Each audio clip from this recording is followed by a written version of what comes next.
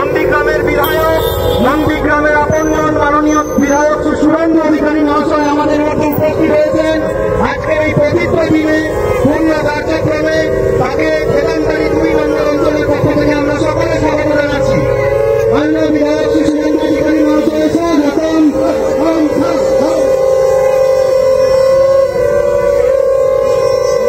মাননীয় বিধায়ক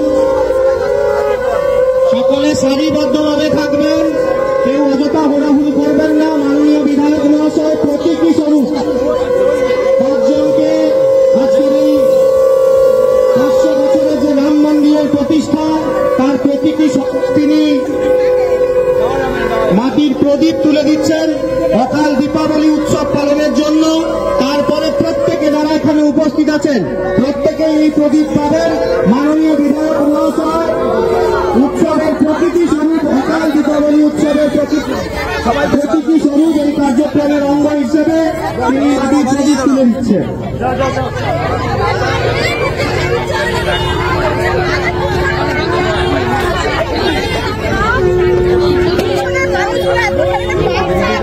বলো বলো ভারত মাতা কি, ভারত মাতা কি, জয় শ্রীরাম, জয় শ্রীরাম।